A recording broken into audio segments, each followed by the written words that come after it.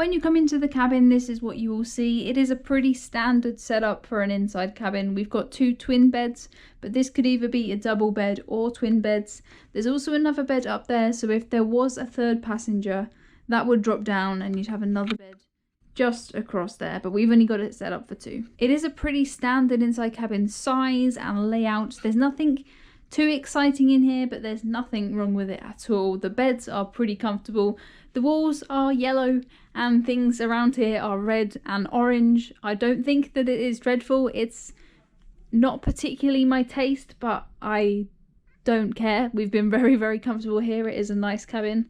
So on this side, we've got 2 lamps, just a space to put some little bits and bobs, I guess. There are 2 Bibles down here. There is a light switch up here which does operate the mains lights, which is quite nice when you're laying in bed. You don't want to have to get up to turn the lights back on. The lights do sort of take a bit of time to come on sometimes, but that is what it is. Here's the other bed. That one is exactly the same. There's nothing really that exciting to report over there. The cabin is really clean. They only clean the cabin once a day on Costa, which is something that I'm not used to, but the cabin is spotlessly clean. Can't complain about that at all. We've got a chair here and the standard sort of desk setup. It's pretty much just a phone and a mirror. You don't get any tea or coffee making facilities on Costa. If you have a balcony cabin, you get a coffee machine, but even if you have the coffee machine, you have to pay to get the little token things out of your minibar to put in the coffee machine. So I probably would never ever use that anyway. This is something that's kind of annoying, is that there's only 2 plug sockets here. One is European and one is American, but as you can see, I'm charging my Mac here and there's no way I could use that plug socket. So there's pretty much only 1 plug socket in here, which is a bit annoying. We've got all of our usual bits and bobs here. This is pretty much what you get every day. It's a daily schedule of everything that's happening on board the ship. It tells you all the times that everything is open. It is very useful. As I said earlier, the cabins are only cleaned once a day, but they're remarkably clean. No complaints about cleanliness at all. When you come in on your first day, you'll have a piece of paper that says, you know, you need to let us know, do you want the morning or the evening cleaning? We went for the evening cleaning because we don't want to be woken up in the morning. So it's worked quite well for us. It's quite nice not having to have a do not disturb in the door because no one is going to come in. So down here we've got another drawer, a bin, and that's sort of become my shoe space. It's quite a big space. There's loads of storage in this cabin. You're definitely not going to be short of storage. So there's these little handle things which are kind of weird, but it opens the drawer and that's all I can ask for. We've got a hairdryer here, which is actually one of the ones that's connected with the power into the drawer, so you can't pull it away from the drawer, but it works fine. You can sit here and dry your hair, no problems, in the mirror. We also have a TV up here, but I've not really turned it on. I don't really come on cruises to watch TV, but I'm sure it's fine. It does move around a bit. It looks a bit wonky at the minute, so it must move, but I'm sure that's fine. I haven't really used it. Over this side you have got an ice bucket.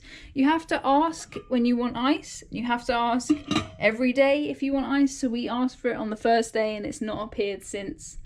So if you do want ice, you have to we keep writing a little note saying ice please. It's not a thing that they automatically do. We haven't even used this one. There's loads of space in this cabin, more space than we need. We've got a mini bar down here too, which also I don't really ever use, but there is some things if you did want those. You might actually want to use your minibar on this cruise, maybe, because the buffet actually closes, which is something I'm not used to on cruises. It closes between breakfast and lunch and dinner, which is fair enough, but I like to always eat between those times. So over here we've got a big wardrobe with a safe and a full-length mirror and all of my clothes in there, and I did manage to fit my MacBook Air into this safe, so it's a pretty fair size safe.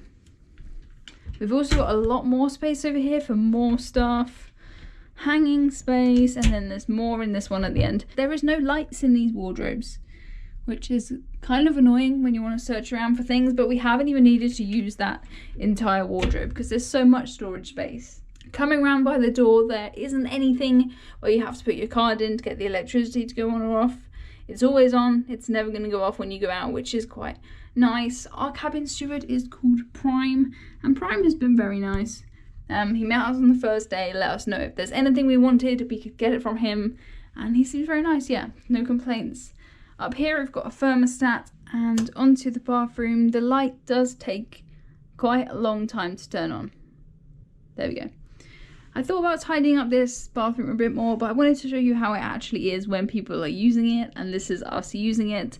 We've got kind of towels everywhere because there's not really enough places to put them, but it's a fair sized bathroom, definitely no complaints about that. It's very, very pink and orange, which isn't necessarily to my taste, but the colour of the sink is not gonna affect my happiness on this cruise. I'm having a really, really good time. The shower over here is actually pretty good. It's quite a powerful shower and it's quite big. We do have the shower curtain that I know a lot of people hate, but it doesn't really bother me. It is a good shower. I'm quite happy with it. A toilet here, of course, and then it's just pinkness on this side. Salmon maybe is the colour. It looks very pink to me, but there's loads of spaces to put your stuff. More than you need, I think. It's very functional. It's very clean. Down here we just have an extra toilet roll and a bin and some tissues. No exciting developments down here. We've always had enough toilet roll, things like that. It's always cleaned. So it's not the most exciting bathroom in the world, but it's completely functional. There is nothing wrong with it. It's not falling apart. It is fine. We've got a bar of soap over here, and that is pretty much all that you get in this cabin. So you get some undisclosed liquid in there. I think it's body wash. It doesn't say if it is shampoo or conditioner, so I bought my own shampoo and conditioner, and I would do that if you are taking a Costa Cruise, because I don't know what that is. Coming back into the main room now, I am pretty happy with this cabin. It is clean, it is not overly exciting, there's nothing really to show you, but it is fine. You'll be quite happy here. It's quite spacious, there's quite a lot of storage room, it is clean, and that's pretty much all I can ask for a cabin. So there is a light up here in the mirror, which is very, I don't really have any words for it. It's colourful glass. It works as a light, so that's good. There's a lot of lights in here. I haven't even got them all on. There's more around here. Some of them take a while to come on and they make kind of buzzy noises, so I don't leave them all on all of the time. I'm not even sure what all of these light switches do, to be honest. Thank you for watching this video. I hope that you liked it. If you did, please consider subscribing. I've got loads more Costa stuff coming up. This is my first ever Costa cruise, and I'm actually really enjoying it more than I thought I would. It's nothing like an American or a British cruise. It's completely different.